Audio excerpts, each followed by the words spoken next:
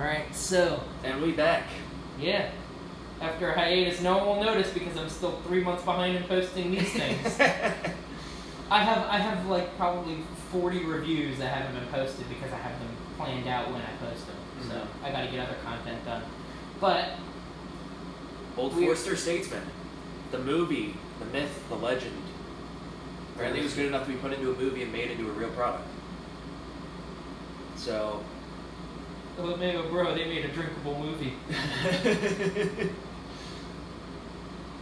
So it's like an Old Forester product. Yeah, it has a little bit of that like banana note to it, but not nearly as potent as other. It's almost like a, It also doesn't smell like a super sweet banana note. Like the banana note isn't the sweetness. It almost smells like it's still like a not yet ripened banana. Yeah. Oh yeah, it is a little bit green, a little bit grassy, a little bit like tannicky oak. This doesn't smell super sweet like a lot of Old Foresters do. No, you still get a little bit of the typical brown sugar that seems to be evident all the way across Old Forester. Yeah, but a little bit less so, and I think it's because this is younger. I think this is younger, so you're going to get a little bit less of that oaky brown sugar sweetness. Right.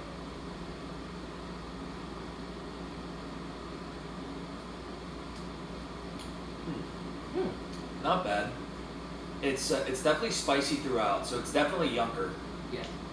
It doesn't have the young notes though, which is nice. It's just it's not so young that it has those young yeasty notes, but it's young enough that you know that this isn't fully developed.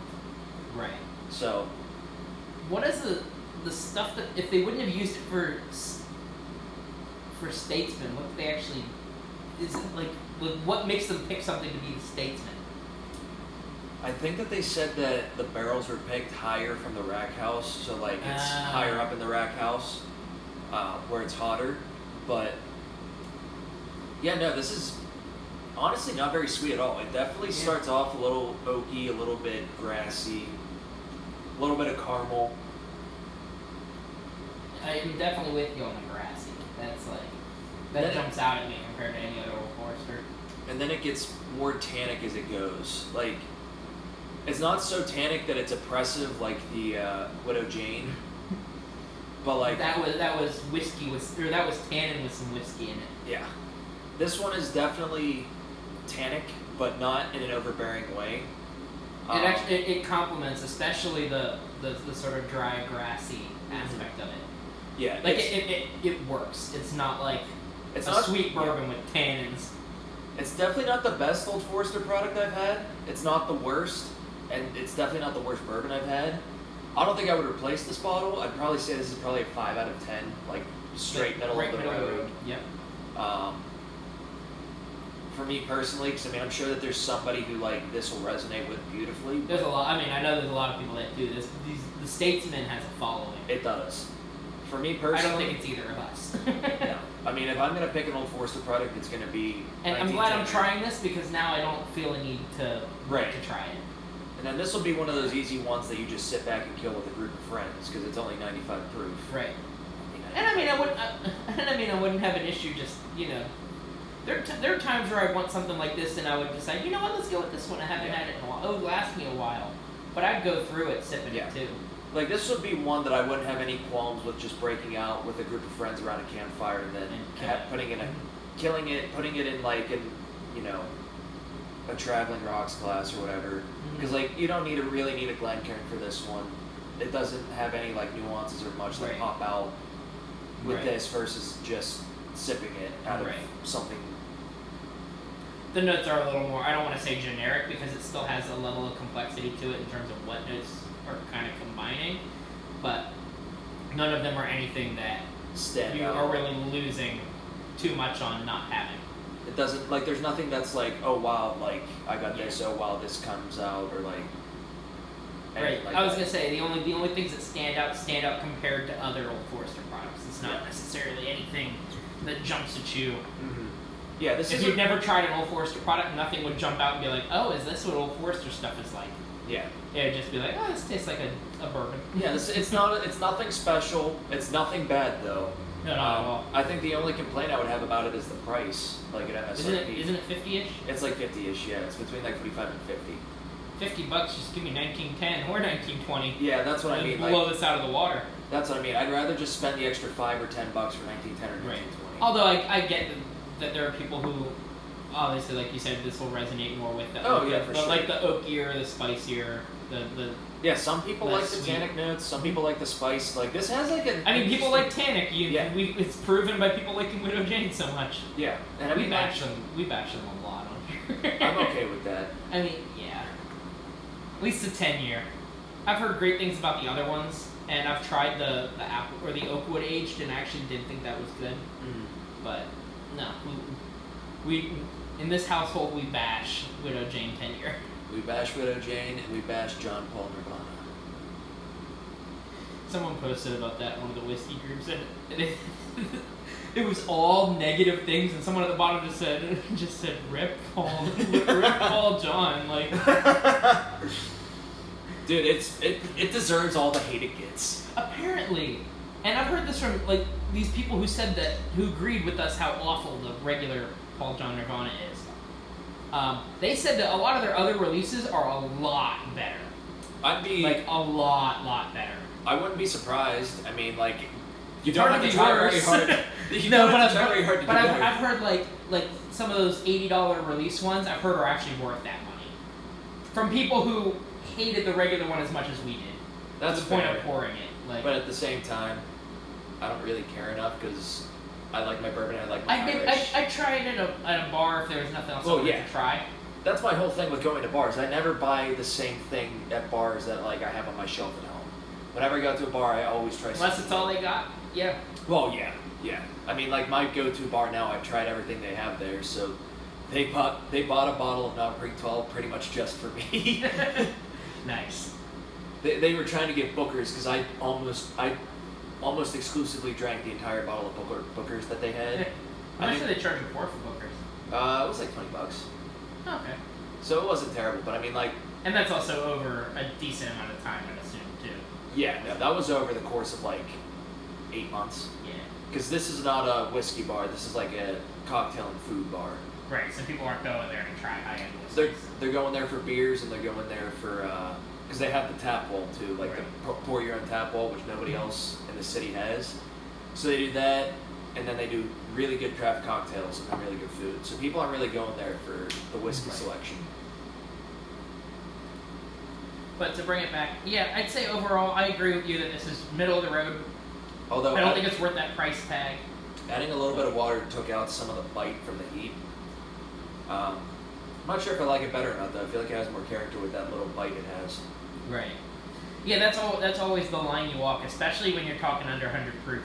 Yeah. Like the moment I'm like, I wonder what adding water will do. I should know my answer. Is this going to take something away from it? Yeah.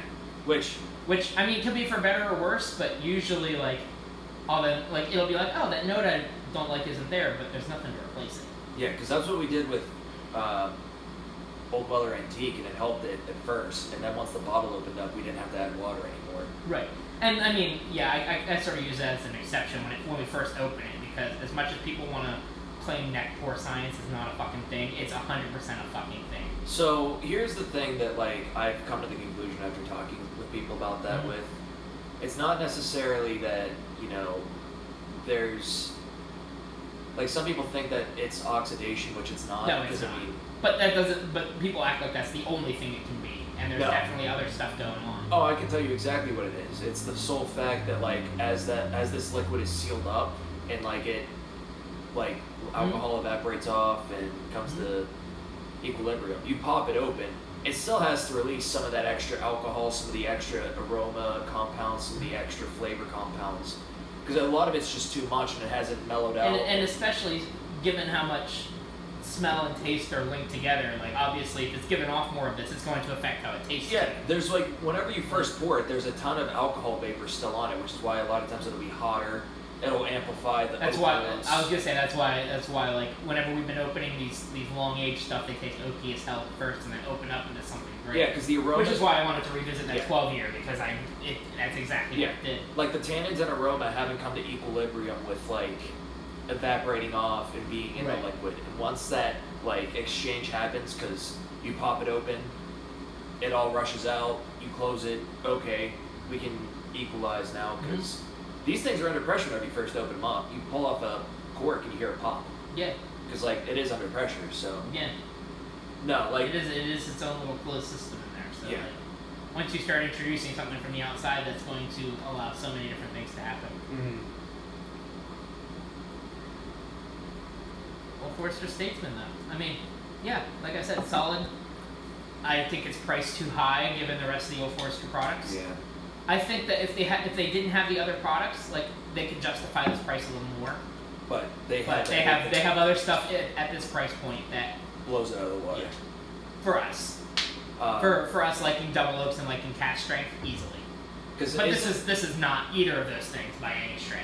Isn't the what did you think of the 1870? Didn't you think that one was a little bit better than this one? Than this one? Or yeah, I think so. Okay. By a little bit.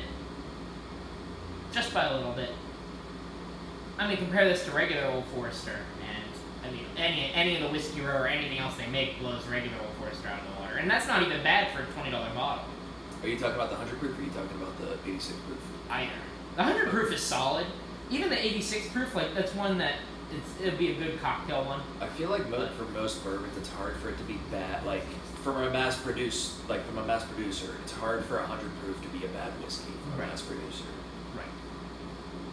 That's sort of the sweet spot. Mm-hmm. And that's why if I see something that's bottled at 100 proof, and it's not a craft whiskey that's way upcharged, I'm inclined to trust it to some degree no matter what, because I see, 100 proof, they're not just making something to sell. Mm-hmm. Like they're actually like, they want some level of quality out of this. They're putting some effort into it, yeah. It's not like a Wiggle, for example, that they proof it in the 80s, and they clearly do that to be able to get a little more out of it, even though proof would probably help it significantly. Yeah. Even as would aging, but they're doing that, so I can't knock them for that. I want to go down there and try that 6-year rye because I have my hopes up for that. I mean, I'm more than happy to go there and have a tasting at some point. I just refuse to buy their products. Now, if I tried the 6-year and I liked it, yeah, I might. And some of their weird stuff that isn't the whiskeys, I have no hesitation replacing my pint of hopped. I actually really like that.